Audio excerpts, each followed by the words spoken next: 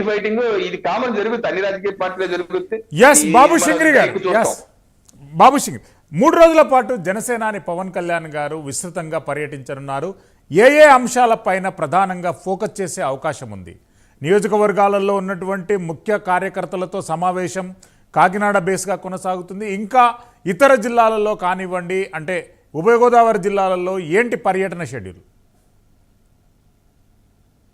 శ్రీశైలం గారు ఖచ్చితంగా ఇంతకుముందు చెప్పినట్టే పవన్ కళ్యాణ్ గారు ఏంటంటే క్షేత్రస్థాయిలో అందరి దగ్గర నుంచి ఫీడ్బ్యాక్ తీసుకుంటున్నారు. ఎక్కడైతే జనసేన బలంగా ఉంటుందో, ఇంతకుముందు కూడా చాలా సార్లు మాట్లాడుకున్నట్టే లాస్ట్ ఎలక్షన్ లో 25,000 ఓట్ల కంటే ఎక్కువ వచ్చిన స్థానాలు, 10,000 కంటే ఎక్కువ వచ్చిన స్థానాలు, ఇలా ఆయన బేరీజ్ వేస్తున్నారు.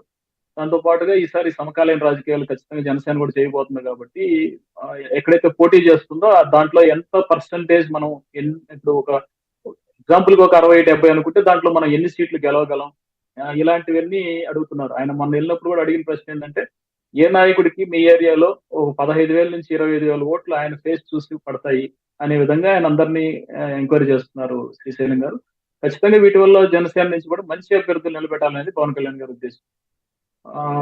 ఇంతకుముందు మాట్లాడిన దాని గురించి శ్రీశైలం గారు ఇంతకుముందు అంటే వైఎస్ఆర్సీపీ అధికార ప్రతినిధి గారు మాట్లాడుతూ టికెట్లకు సంబంధించి మా టికెట్లు అయిపోతున్నాయి, తొందరగా సినిమా హాల్ ఫుల్ అయిపోతుంది అన్నట్టు చెప్తా ఉన్నారు.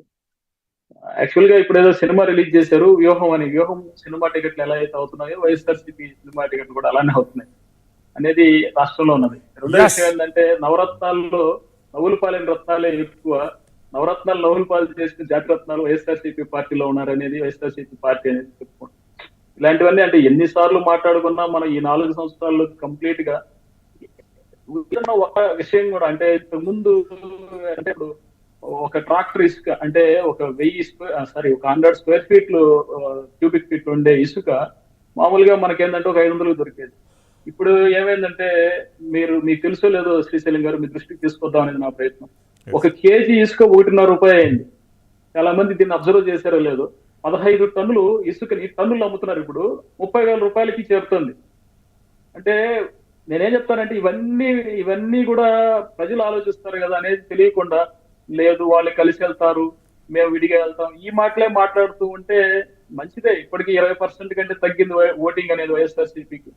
ఇంకా కూడా ఒక 5% 6% పోయి మూలగొచ్చునే పరిస్థితులు ఉంటాయి శ్రీశైలం గారు. మళ్ళీ వస్తాం. మాణికలరావు గారు, సందులో సడేమియాలాగా ఆర్జీవీ గారి అడావుడి ఏంటి? అటు డీజీపీని కలుస్తున్నారు, ఇటు కేసులు వేస్తున్నారు, మీడియాను పూర్తిగా అటెన్షన్ డైవర్ట్ చేసుకోవడానికి రామ్ గోపాల్ వర్మ గారు అన్ని రకాలుగా ప్రయత్నం కొనసాగిస్తున్నారు. ఆయన న్యూసెన్స్ ఏంటండి ప్లీజ్? శ్రీశైలం గారు, అలాంటి వాడి గురించి మాట్లాడుకోవటం కూడా వేస్ట్ అండి. ఎందుకంటే కొంతమంది ఈ సైకోలో నుంచి ప్రేతాత్మలను కొన్ని తయారు చేసుకున్నారు. ఒక శ్రీరెడ్డి అనో లేకపోతే లక్ష్మీ పార్వతి అనో వీళ్ళు, ఇక వాళ్ళకి మిగతా సమాజం, మానవత్వం, మనుషుల మధ్య బంధాలు, ఆ బంధాలను ఎట్లా కొనసాగించాలి, ఏ మనిషిని ఎట్లా మాట్లాడితే ఏముంటది, ఇవన్నీ కూడా వాళ్ళకి ఏమీ తెలీదు. వాళ్ళు ఆశించింది గనక వస్తే ఏమైనా చేసేటువంటి బ్యాచ్. ఆ అంబటి రాంబాబుని పోలిన క్యారెక్టర్ 1 సెకండ్ ఉన్నందుకు గగ్గోలు పెట్టాడు. ఇదే అంబటి రాంబాబు వెళ్ళి ఆ ఆర్జీవి అనేవాడు చాలా సూపర్ హీరో, అసలు దమ్ముండోడు, మగోడు, అట్లా చేస్తున్నాడని చెప్పేసి మాట్లాడతారు. ఇక అలాంటి వాళ్ళు అంటే నేనేం చెప్తున్నానంటే దేవతలు రాజ్యాలే లేరు, ప్రజాస్వామికవాదులు రాజ్యాలే లేరు, సైకోలు రాజ్యాలు ఏడుతున్నారు. సైకోలు రాజ్యాలు వెళ్ళేటప్పుడు నీకు ఎలాంటి వాళ్ళు ఉంటారు? మిగతా వాళ్ళందరూ కూడా మాట్లాడే వాళ్ళు కానీ, పోట్లాడే వాళ్ళు కానీ, డిబేట్ చేసేవాళ్ళు కానీ అందరూ ఆ టైపే ఉంటారు. అది మన కర్మ అనుకోవటమే. దాని గురించి మనం మాట్లాడాల్సి, అతని గురించి అందరికీ తెలుసు కదా, అతని హావభావాలు ఏంటి, అతని ప్రవర్తన ఏంటి, తల్లికి చెల్లికి బంధాలు ఏమన్నా తెలుసా ఇంకొకట, కాబట్టి అతని గురించి మాట్లాడాల్సినటువంటి అవసరం లేదు. ఇప్పుడు మన డిబేట్ లో ఉన్నటువంటి మిత్రుడి పేరేం పేరు? నారాయణ రెడ్డి. నారాయణ రెడ్డి గారు లాంటి వాళ్ళు ఏదైనా మాట్లాడుతున్నారు అనుకో, మనం సమాధానం చెప్పవచ్చు. వాళ్ళు పార్టీ కోసం కొంత మాట్లాడవచ్చు, వాళ్ళకి కొన్ని విలువలు ఉంటాయి. వాళ్ళ నాయకత్వాన్ని రక్షించుకోవాలనో లేకపోతే వాళ్ళ నాయకత్వం పొగడాలనో కొంత తప్పైనా ఒప్పైనా వాళ్ళు మాట్లాడతారు. కానీ ఆర్జీవీ లాంటి వాళ్ళు గురించి మాట్లాడలేము కదా. నేను మిత్రుడు మాట్లాడినట్టు 2 విషయాలు, మనం మాట్లాడేటప్పుడు కూడా అబద్ధాలు మాట్లాడొద్దు.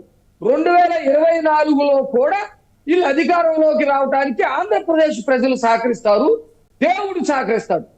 సరే, ఆంధ్రప్రదేశ్ లో ప్రజలంటే మీరు ఏమైనా మాయ చేస్తారేమో కొంచెంసేపు ఆలోచించవచ్చు. ఏ దేవుడు సహకరిస్తాడండి?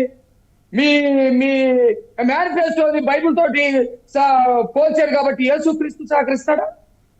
మీ మేనిఫెస్టోని ఖురాన్ తోటి పోల్చారు కాబట్టి అల్లా గారు సహకరిస్తారా? లేకపోతే భగవద్గీత తోటి ఇది చేశారు కాబట్టి ఆ హిందూ దేవుళ్ళందరూ కూడా సహకరిస్తారా? ఎట్లా చెప్పండి? మీరు మాయ మాటలొద్దు. 2024లో మేము 2019లో ఇచ్చినటువంటి హామీలు ఏవైతే ఉందో, పోలవరాన్ని పూర్తి చేసాం, నీరు ఎక్కడికి పడతా ఉంది, 1,00,000 ఎకరాలు 2,00,000 ఎకరాలు పంటలు పండి సస్యశ్యామలం అయింది. అందుకు మమ్మల్ని గెలిపిస్తారని చెప్పండి. ధైర్యం ఉంటే, ఏది చేతబడి మాట్లాడద్దు. మనకి ధైర్యం ఉంటే ఆ మాట చెప్పండి. అమరావతి బ్రహ్మాండంగా చంద్రబాబు నాయుడు గారు ఒక ఇంత % కట్టాడు, ఆ మిగతా % మేము పూర్తి చేసాం, అక్కడ ప్రాజెక్టులు వచ్చినాయి. ఆ ప్రాజెక్టులు రావడం వల్ల ఆంధ్రప్రదేశ్ లో ఇంజనీరింగ్ కానీ డిగ్రీలు కానీ పూర్తి చేసినటువంటి విద్యార్థులందరికీ అమరావతి రాజధాని కేంద్రంలో అనేక ప్రాజెక్టుల్లో ఉద్యోగాలు దొరికి వాళ్ళు హాయిగా బ్రతుకుతున్నారు. అందువల్ల మాకు వస్తాయని చెప్పండి. అట్లా చెబితే ప్రజలు నమ్ముతారు. ఏదో చేతబడి చేసినట్టు మాకు వస్తారని. వాస్తవానికి కొట్టుకుంటుంది ఎవరండి? మీ వైసీపీ నాయకులు కదా. ఏ రోజు బాలినేని ఏం మాట్లాడతాడో తెలియదు, నిన్నటిదాకా శ్రీధర్ రెడ్డి ఏం మాట్లాడాడో తెలియదు, లేకపోతే సీనియర్ నాయకులైనటువంటి ఆనవ రామనారాయణ రెడ్డి ఏం మాట్లాడుతున్నాడో తెలియదు, రేపల మూతలు బొత్స ఉంటాడో లేదో తెలియదు, షర్మిల గారు ఉంటే. కానీ తెలుగుదేశం వాళ్ళు జనసేన కొట్టుకుందని మీరు ప్రచారాలు చెప్తారు. ఎంతకాలం చెప్తారండి ఏంటి అబద్ధాలు?